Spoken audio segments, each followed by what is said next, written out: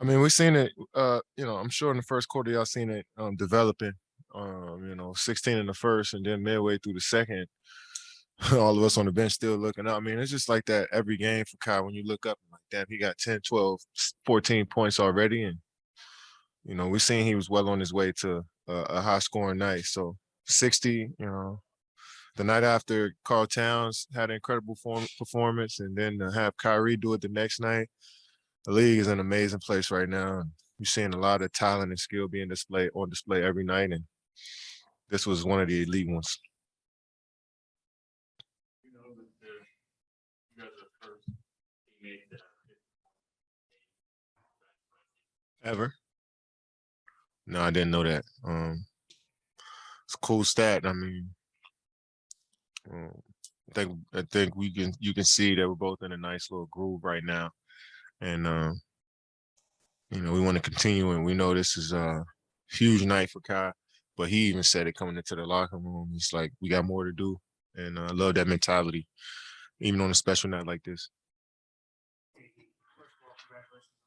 Thank you. I really wanted to give you and Kyrie flowers for being the most artist duo of all time, best artist duo of all time. Where you guys go down the court like campus, where it's like you can score an unlimited amount of ways. Not only would you agree with that, but what is it like playing with an artist like Kyrie when he can come out and score 60, you can score you just in limited range? Yeah, I mean, I disagree. I feel like there's a lot of good artists that play together, but I appreciate the compliment.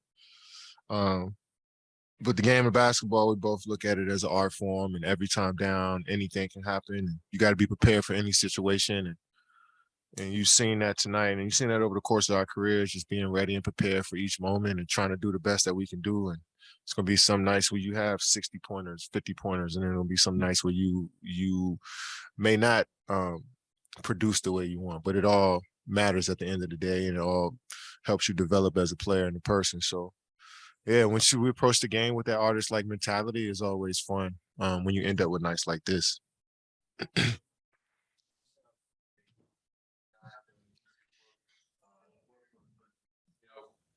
a night like this right after you've had you just kind of appreciate it, taking a load off.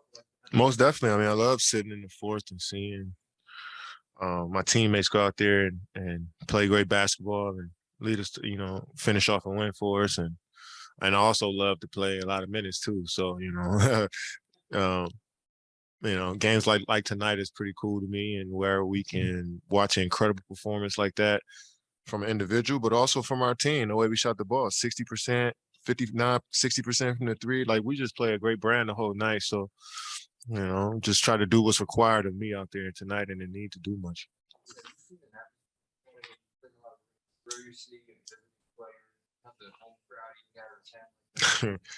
Yeah, I mean, it was. You heard in the warm-ups when they introduced us, it was a loud cry, loud roar for Kai, and he has so many fans all across the world, so many people that he impacts, which is, on top of his talent, with just being who he is every day, and to see that love was incredible. But for him to go out there and put a show on for him and give him a memorable night, makes it even better.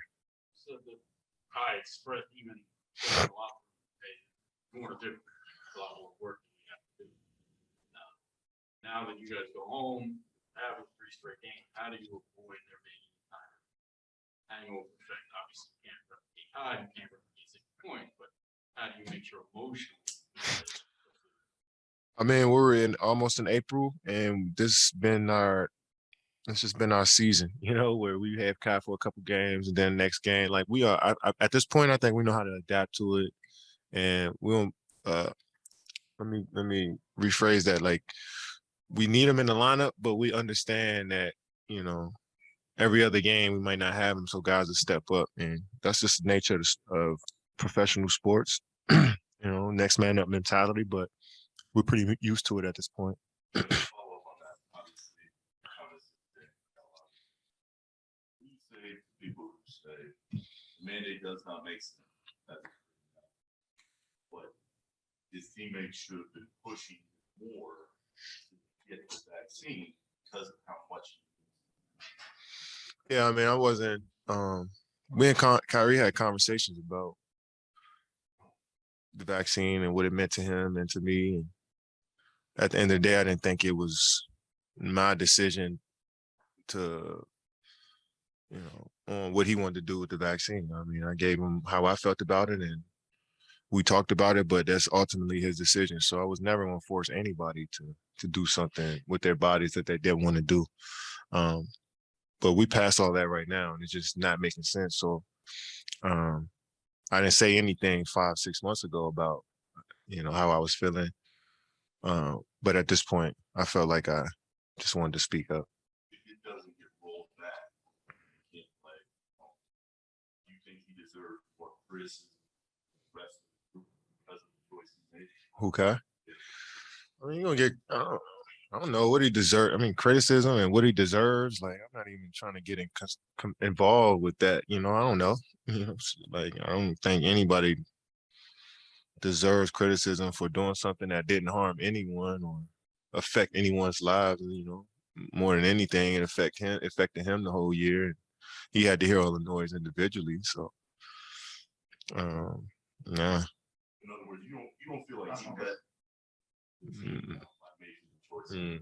I don't think so. We all got a job to do. We all get to play this game that we love every single day, regardless. So we can't let somebody else affect how we approaching our jobs. That's just anybody in life. You know what I'm saying? So, I think he let us down because at the same time, me as an individual, I got to bring my best, and the rest of my teammates got to bring their best no matter what. So, from my perspective, nah.